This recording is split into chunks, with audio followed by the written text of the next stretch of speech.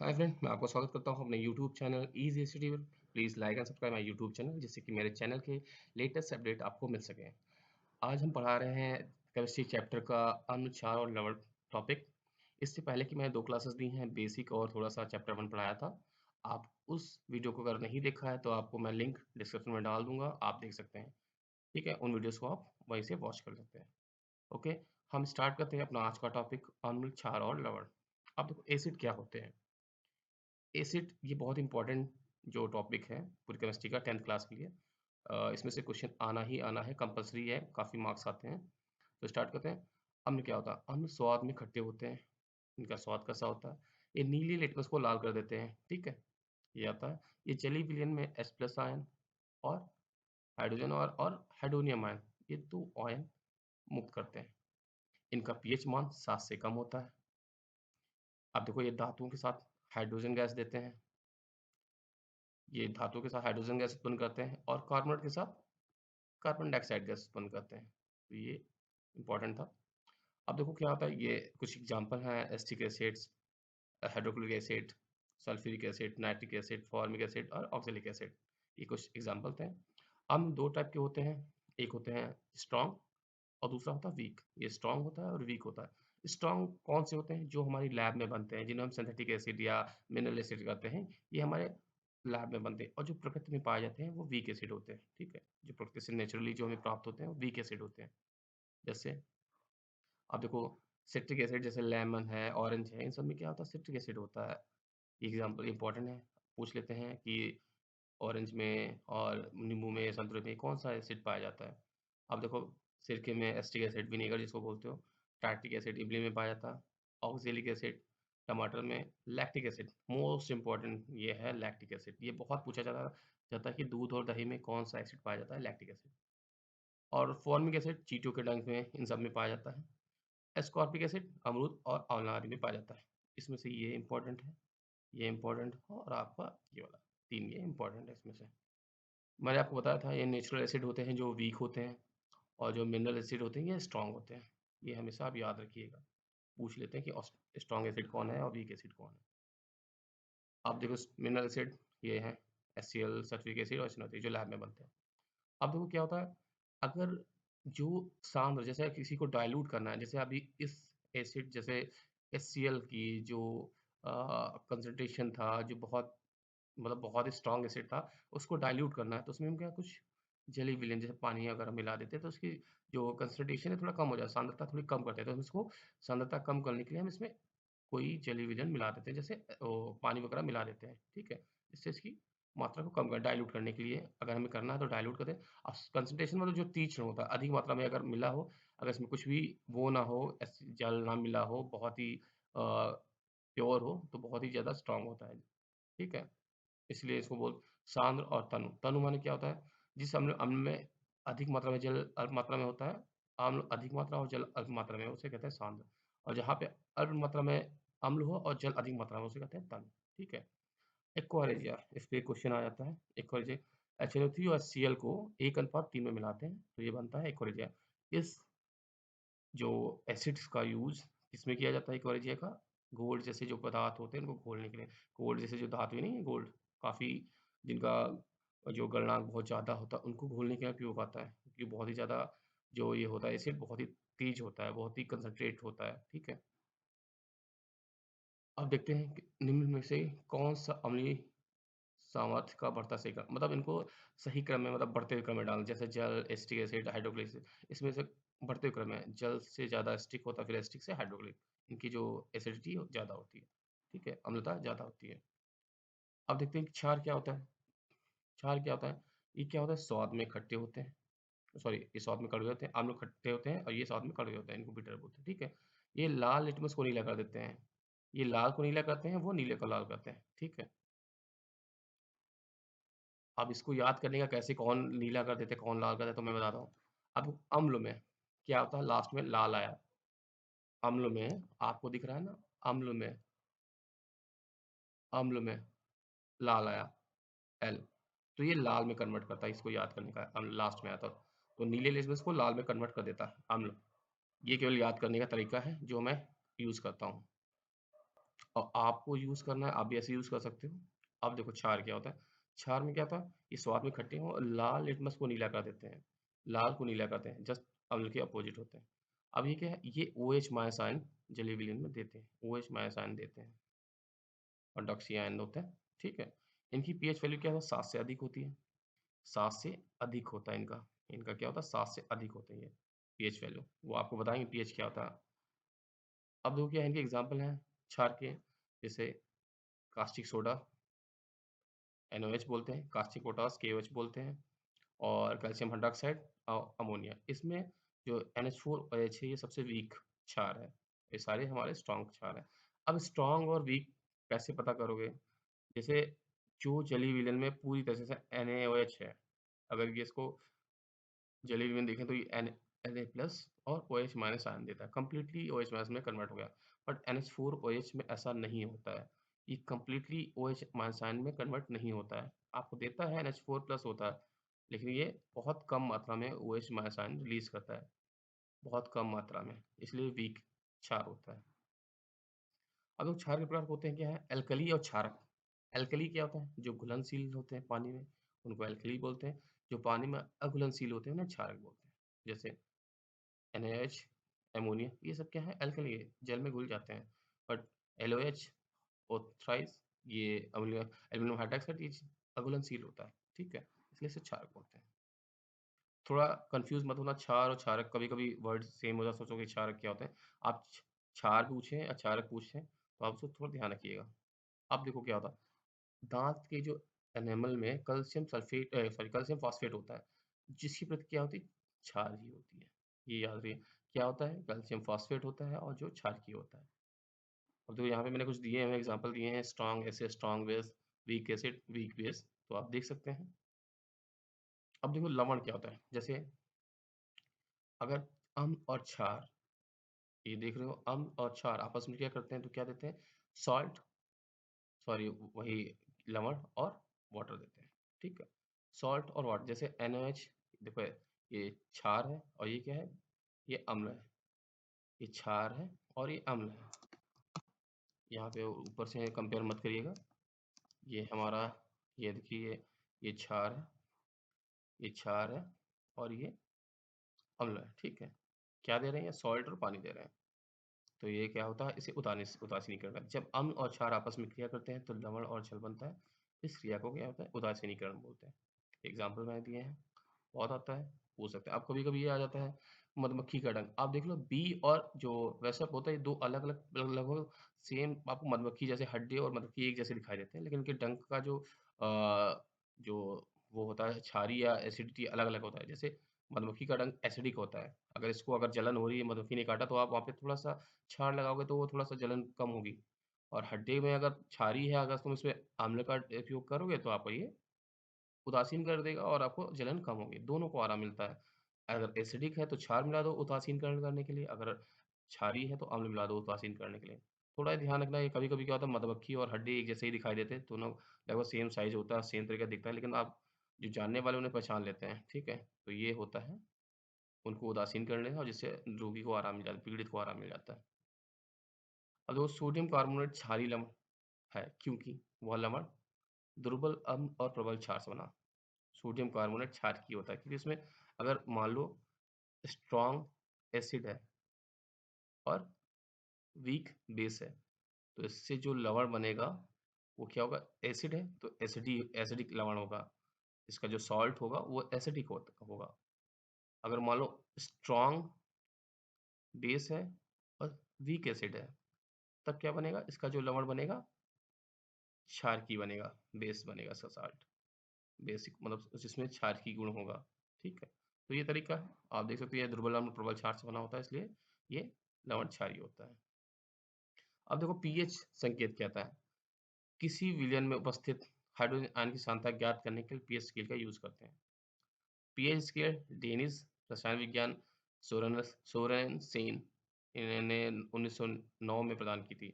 ये क्या था? आप कोई भी विलयन में H+ आयन या OH- आयन कैसे, कितना मिल रहा है, कितना उत्पन्न हो रहा है, उसको, उसकी जो क्वांटिटी को जो है ज्ञात करने के लिए पीएच स्केल का प्रयोग किया गया था। किसी विलयन में उपस्थित हाइड्रोजन आयन की सांद्रता ज्ञात करने के लिए पीएच स्केल का प्रयोग किया गया था। जैसे अब देखो, आपका जो यहाँ पे जो 7 होता है, ये 7 0 to 7, अगर 7 है तो ना ये एसिड होगा ना बेस होता है, ठीक है। अगर आपका यहाँ पे 7 है, अगर आपका 7 से कम है तो आप समझ सकते हो क्या है, 7 से ज़्यादा है तो समझ सकते हैं। 7 से कम है तो H प्लस आयन ज़्यादा होंगे, मतलब ये एसिडिक होगा, और 7 से ज़्यादा है तो उसमें OH माइनस आयन ज़्यादा होगा, तो ये बेस होगा, ठीक है। अब देखो, ये बेसिक नेचुरल होगा, एसिडिक नेचुरल होगा, ठीक है। ये क्षारीय होगा और ये अम्लीय होगा। तो आप देख सकते हैं यहाँ पे उदासीन, यहाँ पे 0 है, मतलब सॉरी 7 है, तो ये क्या होगा, उदासीन होगा। 7 है, एग्जैक्ट 7 है तो ये उदासीन होगा। इससे कम ज़्यादा होगा तो अम्ल या क्षार होगा। इसकी जो, अब इसकी लिमिट देख लो क्या होती है, 0 से 14 के बीच में होती है, 0 से 14। जो जितना ज़्यादा जिसका वैल्यू ज़्यादा होती जाएगी पीएच स्केल की, उसी हिसाब से वो अम्लीय या क्षारीय होता जाएगा। एक फॉर्मूला है, देख लो यहाँ पे क्या होता है, पीएच निकालने, पीएच बराबर क्या होता है, minus log H plus ion होता है, ये फॉर्मूला होता है। इसको ऐसे भी लिख सकते थे, इसको क्या लिखते हैं, इसको ऐसे भी लिख लेते हैं, आप ये इसको लिख लेते हैं 1 अपॉन, सॉरी इसको ऐसे लिखते हैं, एक मिनट, इसको जस्ट मिनट, इसको लिखते हैं ऐसे, log 1 upon H plus ion, इसको ऐसे भी लिख लेते हैं, इसको तोड़ा गया फिर उसको पीएच वैल्यू। तो आप देख सकते हो ये पीएच का फॉर्मूला क्या होता है, 10 माइनस पीएच कर दो, या ऐसे कैसे भी लिख सके, आ सकता है ऐसे भी लिख सकते हैं, ऐसे भी लिख सकते हैं, ये पीएच को निकालने का। अब देखो पीओएच क्या, oxy ion, OH minus ion, ठीक है, उसके लिए है। अब देखो पीएच और पीओएच, मतलब पीएच और पीओएच का जो टोटल होता है वो हमेशा 14 होता है, ये याद रखिएगा। पीएच स्केल में प्रयुक्त पी और एच का क्या मतलब होता है, क्या अर्थ होता है, पी मतलब जो पोटेंशियल नहीं होता उससे बना है पोटेंज, जिसका अर्थ है शक्ति, और एच तो ऑब्वियसली हाइड्रोजन होगा, ठीक है, स्पष्ट दिख रहा है हाइड्रोजन होता है एच से। आप देखो पीएच का फॉर्मूला दिखा रहे हैं कि माइनस लॉग 10 एच प्लस, ठीक है। अब देखो ये क्या होता है, अब ये मोल पर लीटर या मोलर बोलो, अगर आप मोल पर लीटर बोलते हो या मोलर, दोनों का मतलब होता है एक ही, ठीक है, ये यूनिट ध्यान रखिएगा। मोल पर लीटर बोलो या मोलर, ठीक, एक ही मतलब होता है। अब ये मैंने आपको बताया हुआ है कि पीएच स्केल की रेंज क्या होता है, 0 से 14 होती है। पीएच अगर 7 से कम है तो एसिडिक, 7 से ज़्यादा है तो बेसिक। अब पूछा गया है, what is the pOH of a solution containing A hydrogen ion concentration. अब इसमें दिया है 1 इंटू 10 की पावर माइनस 8 एम दिया, एम क्या होगा, ये मोलर होता है, एम का मतलब मोलर होता है, ये मोल पर लीटर वाला मोलर है, ठीक है, याद रखिएगा। तो अब इसको कैसे निकालेंगे, आपको पता है पीएच क्या होता है, पीएच निकालने का तरीका हमने बताया। हाइड्रोजन, आपको पता है हाइड्रोजन आयन का कंसंट्रेशन दिख रहा है, ठीक है, आपको H प्लस आयन पता चल रहा है कि 1 इंटू 10 की पावर माइनस 8 है, ठीक है। आप देखो आपका फॉर्मूला क्या होता है, पीएच बराबर क्या होता है, माइनस लॉग H प्लस, ठीक है। आपको H प्लस आयन का पता ही चल रहा है, यहाँ पे इतना है, तो आप इसको निकालोगे, माइनस लॉग, अब ये हमेशा 10 बेस है तो अब 10 की पावर माइनस 8 है, लॉग बेस 10 है तो 10 का ये 8 इधर आ जाएगा तो ये आ जाएगा प्लस का 8, ठीक है। पीएच आ गया इसका 8। अब इसमें निकालना क्या है, पीओएच, आपको पता है पीएच और पीएच का टोटल क्या होता है 14, तो यहाँ से इसका मान रखोगे तो पीओएच आ जाएगा 14 माइनस 8 बाई 6, ये 6 आ गया, ठीक है। अब ऐसे निकाल सकते हो। अब देखो क्या होता है, सूचक जिसको बोलते हैं इंडिकेटर, वह पदार्थ जो अम्ल क्षार की उपस्थिति में रंग बदलता है उसे सूचक या एसिड बेस इंडिकेटर कहते हैं, एसिड बेस इंडिकेटर कहते हैं। लिटमस एक ऐसा पदार्थ है जिसका इस्तेमाल एसिड बेस इंडिकेटर के रूप में किया जाता है, सबसे ज़्यादा किया जाता है, ठीक है।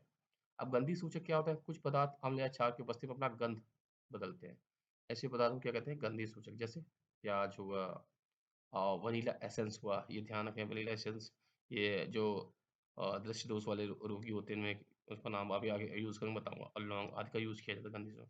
प्राकृतिक सूचक जैसे हल्दी है, लिटमस है, ये हमारे प्राकृतिक सूचक हैं, पौधे हैं जो प्रकृति में पाए जाते हैं, ठीक है, जिनका हम यूज़ करते हैं एसिड बेस इंडिकेटर में, प्राकृतिक सूचक होते हैं।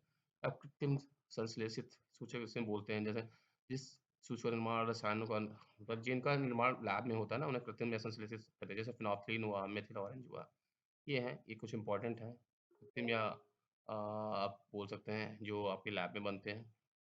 बहुत आता है फिनोल्फ्थालीन क्या होता है, एक रंगीन घोल होता है, ये क्षार में मिलाने से फिनोल्फ्थालीन का रंग गुलाबी हो जाता है, अम्ल में मिलाने से इसका रंगहीन हो ही रहता है। ये रंगहीन होता है और रंगीन ही रहता है अम्ल में, बस क्षार के साथ इसका कलर चेंज होता है। तो मिथाइल ऑरेंज क्या होता है, नारंगी रंग का होता है।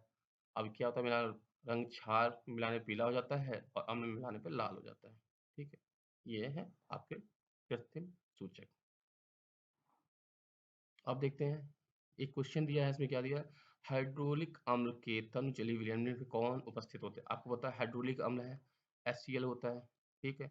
इसमें क्या होगा, H प्लस और Cl माइनस होता है। अब इसमें क्या उपस्थित होगा देखो, या H प्लस अगर बहुत जलीय विलयन है तो इसमें हाइड्रोनियम आयन भी हो सकता है, तो ये दोनों ही हो सकते हैं। H प्लस और H3O प्लस ये दोनों हो सकते हैं, तो यहाँ पे ये ऑप्शन दिया हुआ है, देखो ये होगा, ठीक है। अब देखो ये Cl माइनस नहीं करना, आप गलती से ये मत करना, आपको यहाँ पे ये देखना है। अब देखो, हाइड्रोक्लोरिक अम्ल के जन्म के तनि विलयन में इनमें कौन सा उपस्थित होता है। अब देखो यहाँ पे गलत है।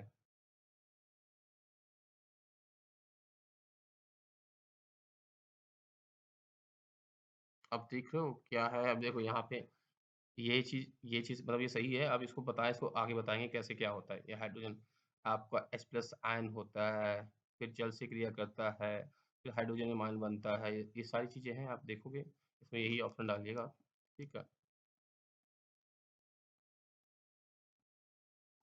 ये काफ़ी कंफ्यूजन सा है, इसको याद रखिएगा, ये पूछ लेते हैं।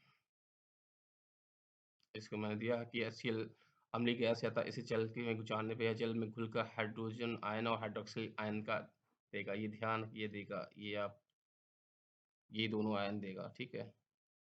अब कुछ निर्माण हैं बताते हैं, जैसे बुझा चूना कैसे, आप बिना बुझा चूना पता क्या होता है, CaO होता है। अब इस पे पानी मिला दो, आपको जो है ये बिना बुझा चूना है, कैल्शियम ऑक्साइड। अब इससे पानी मिला दो तो आपको बिना बुझा चूना हो जाए, मतलब बुझा हुआ चूना हो जाएगा, CaOH का होल्ड ट्रेस बन जाता है। ये कैल्शियम कार्बोनेट क्या होता है, आप देखो क्या होता है, आप कैल्शियम कार्बोनेट क्या होता है, जो बुझा हुआ चूना होता है, CaOH का होल्ड ट्रेस बना, इस पे क्या होता है, कार्बन डाइऑक्साइड कि जो है गैस से क्रिया करता है तो कैल्शियम कार्बोनेट बनाता है। अब देखो कैसे है, आपको पता है घर में जो पुताई होती है वो क्या होता है, पहले बिना बुझा चूना लेते हैं, पानी डाल देते हैं, तो आपका क्या होता है, बुझा हुआ चूना बन जाता है, CaOH का होल्ड ट्वाइस बन जाता है, ठीक है। अब क्या होता है, आप इससे पुताई कर देते हैं, दीवार पे हम इससे पुताई कर देते हैं। अब दीवार पे जब पुताई करते हैं, देखो अभी हल्का सा डल डल दिखाई देता है, बट इस पे जब calcium sorry carbon carbon dioxide gas से क्रिया करती है तो क्या बनाता है, कैल्शियम कार्बोनेट बना देता है, ये CO3 बना देता है। तब ये इसका रंग क्या था, दूधिया हो जाता है, बिल्कुल सफ़ेद-सफ़ेद हो जाता है, सफ़ेदी आ जाती है। तो इसी वजह से होता है कि ये भी कार्बन डाइऑक्साइड से क्रिया कर लेता है। तो वहाँ पे ऐसे ही किया हुआ है, देखो कैल्शियम कार्बोनेट बन गया, ये दूधिया होता है, मिल्की होता है। अब जिप्सम का निर्माण क्या होता है, जैसे प्लास्टर ऑफ पेरिस के साथ, प्लास्टर ऑफ पेरिस जो होते हैं, प्लास्टर ऑफ पेरिस यहाँ पे नाम नहीं लिखा है, ये CS प्लास्टर ऑफ पेरिस है, प्लास्टर ऑफ पेरिस है ये, आप थोड़ा सा खोज दीजिए, प्लास्टर ऑफ पेरिस है ये, ठीक है। प्लास आपको प्लास्टर ऑफ पेरिस से जब जो H2 की क्रिया करते हैं, इसमें 1½ क्वांटिटी में वाटर मिलाया जाता है, मतलब इतना जल मिलाया जाता है तो ये जिप्सम बन जाता है। 2 अणु जल के आ जाते हैं तो ये जिप्सम बन जाता है। कैल्शियम सल्फेट है, इसमें 2 अणु जल के हैं तो ये होता है जिप्सम बन जाता है। अब ब्लीचिंग पाउडर क्या होता है, ये होता है CaOCl2, इसको बोलते हैं व्यंजक चूर्ण। ये कैसे बनता है, अब बिना ये सॉरी बुझा हुआ चूना है, इसमें क्लोरीन की क्रिया कराते हैं तो ये व्यंजक चूर्ण बन जाता है। अब देखो क्या है, कैल्शियम कार्बोनेट का निर्माण तो हमने आपको बताया ही था कैसे करते हैं। हम ऊपर से इससे भी कर सकते हैं, इससे भी कर सकते हैं और ऐसे भी कर सकते हैं, विरंजक चूर्ण से। ये विरंजक चूर्ण से बनाने के विरंजक चूर्ण से हमने बनाया है कैल्शियम कार्बोनेट, ठीक है? ऐसे बन सकता है। अब देखो क्या होता है, बेकिंग सोडा जिसे बोलो खाने का सोडा या सोडियम बाइकार्बोनेट बोलते हो या हाइड्रोजन सोडियम हाइड्रोजन कार्बोनेट बोलते हो, ये जो होता है NaHCO3, ये होता है सोडियम बाइकार्बोनेट। इसको हम खाने का सोडा भी बोलते हैं, और ये आपको बहुत जगह यूज़ होता है खाने में।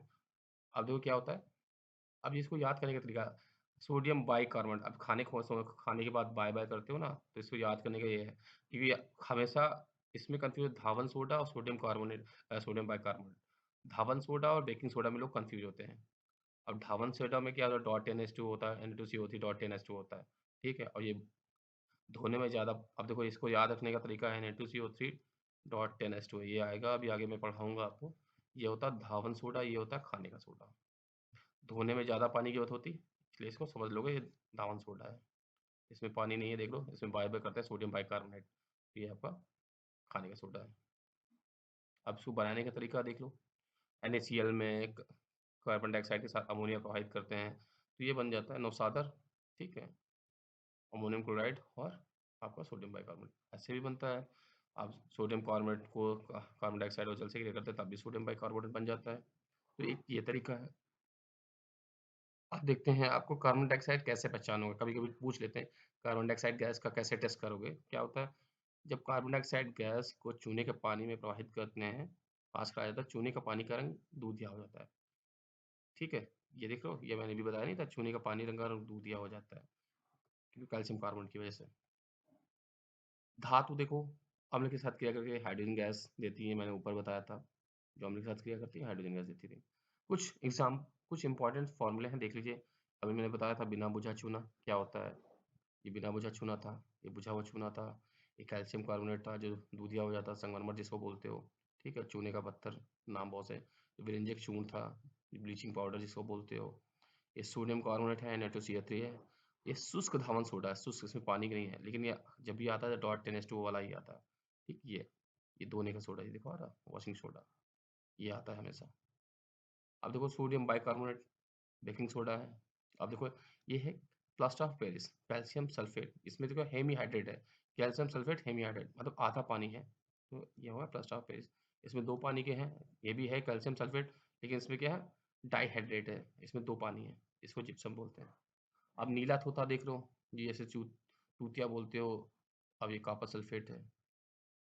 और मर्क्यूरिक सल्फाइड, ये क्या है, सिंदूर बोलते हो आप। अब क्या आता है, अमोनियम क्लोराइड, जिसको नौसादर बोलते हो। अब NaCl साधारण नमक होता है। अब देखो नाइट्रस ऑक्साइड, लाफिंग गैस बोलते हैं। लाफिंग गैस कैसे होती है, जैसे आपको पता है, आपके पास 2 आँखें हैं, और जब आप हँसने लगते हो तो आँख नहीं बंद हो जाती, तो एक आँख बंद हो गई, ठीक है? एक आँख बन गई, तो ये हो गया आपका N2O। ऐसे याद करने का तरीका हमने बनाया था, एक आँख बंद हो गई, ये लाफिंग गैस है, ठीक है? अब क्या, पोटेशियम एल्युमिनियम सल्फेट, इसको बोलते हैं फिटकरी, K2SO4 L2SO4 का होल थॉइड डॉट 24H2, ये फिटकरी है। अब देखो क्या है, KNO3, जिसको बोलते हैं सोरा, पोटेशियम नाइट्रेट। अब देखो सुहागा, ये है, यूरिया है, चीनी है, सिलिकॉन है। अब ये भारी जल, ड्यूटेरियम ऑक्साइड, ये कुछ चीज़ें हैं जो कभी-कभी पूछ लिया जाता है, तो ये आप याद कर सकते हैं। अब कुछ इंपॉर्टेंट मॉक टेस्ट हैं, वो आपको बता देते हैं। जैसे अब देखो क्या, निम्न में कौन सा लवण क्रिस्टलीय जल नहीं रखता है? क्रिस्टलीय जल आपको पता है, बेकिंग सोडा। आप नीला तोता देखो, कैल्शियम सल्फेट, इसमें भी वाटर लगा हुआ है। धावन सोडा, इसमें भी पानी लगा हुआ है। जिप्सम, इसमें पानी लगा है। सिर्फ बेकिंग सोडा में पानी नहीं लगा होता है, ठीक है? जल नहीं रखता, ये जल नहीं रखता है, बाकी सारे रखते हैं। सोडियम कार्बोनेट क्षारीय लवण है, क्यों? क्योंकि स्ट्रॉन्ग बेस होता है, और स्ट्रॉन्ग अम्ल से मिलकर बना होता है, या आपको वीक एसिड होता है, स्ट्रॉन्ग बेस से मिलकर बना, मतलब दुर्बल अम्ल और प्रबल क्षार से मिलकर बना होता है। अब को ये बताया था आपको, दांत के एनिमल में कैल्शियम फॉस्फेट होता है। कैल्शियम कैल्शियम फॉस्फेट होता है, ये यहाँ पे लिखा नहीं, कैल्शियम है, कैल्शियम फॉस्फेट है, ठीक है? सही नहीं लिखा है, कैल्शियम फॉस्फेट है, ये जो क्षारकीय होता है। बेकिंग पाउडर एक अवयव सोडियम हाइड्रोकार्बोनेट है, इसका अन्य अवयव है, ये टार्ट्रिक अम्ल भी होता है। ये आ जाता है, कभी पूछा, इतना पूछा नहीं कि, लेकिन कभी आ सकता है। अब देखो क्या दांत में क्या होता है, दांत पता है आपको क्षारीय होते हैं, आपको कैल्शियम सल्फेट सॉरी फॉस्फेट होता है, इसमें कैल्शियम फॉस्फेट होता है, क्षारीय होते हैं। तो क्षार बनाए रखना होता है उसे, अपने टूथब्रश में क्या होता है, फिर क्षारकीय होता है, कि उसे क्षारकता बनी रहे हमारे दांतों की, कि उसका क्षय ना हो, इसलिए ब्रश करने के लिए हमें टूथपेस्ट में क्षार मिलाया जाता है, क्षारकीय होते हैं, क्षय रोकने के लिए ना, क्षारकीय। पाचन के दौरान जठर रस से पीएच होती है क्या, 7 से कम होती है। जो हम पाचन क्रिया में जो जठर रस निकलता है, उसकी पीएच वैल्यू क्या होती है, जो भोजन को पचाता है, 7 से कम होता है, क्योंकि वो एसिड होता है। आप कभी-कभी नहीं देखा ना, तुम्हारे कभी-कभी दाँत खट्टे हो जाते हैं, एसिडिटी हो जाती है, तो दाँत खट्टे हो जाते हैं ना, ये 7 से कम होता है, कि अम्ल से निकलता है। अब देखो लिखा दृश्य दोष युक्त विद्यार्थी के निम्नलिखित में किसको अम्ल क्षारक सूचक के रूप में प्रयुक्त किया जाता है? ये तो वनीला सत्तेसेंस ये बताया था, ऊपर है बनता है ये एसिड बेस इंडिकेटर नहीं होता उसमें। निम्न में कौन सा क्षारक नहीं है? अब देखो इसमें देखो आपको ये पता है ये होता है का ये आपका है caustic soda, caustic potash, NH4 ये सारे आपके हैं क्षार, बट ये नहीं, ये क्या होता है एथेनॉल, ये अम्ल होता है। ये क्या होता है? ये एथेनॉल है, ये अम्ल होता है। ठीक है। पीएच ऑफ ब्लड क्या होती है? आपको पता है आपका जो ब्लड होता है क्षारीय होता है, इसका अप्रॉक्स 7.4 के करीब ही होता है, अप्रॉक्स होता है ये ब्लड की जो क्षारिकता होती है सीपीएच वाली की, हमारा जो ब्लड होता है क्षारीय होता है। Which of the following is weakest base? अब देखो इसमें NH4OH आपका सबसे वीक बेस है, आपको बताया था। तो आज का जो हमारा अम्ल क्षार और लवण था, आज इतना ही टॉपिक है, और नेक्स्ट टॉपिक में हम आपको पढ़ाएंगे धातु और अधातु। और जो प्रीवियस लेक्चर जिसने नहीं देखे उसका लिंक मैं डिस्क्रिप्शन में डाल दूंगा, आप देख लेंगे। So friend, thank you so much for watching this video.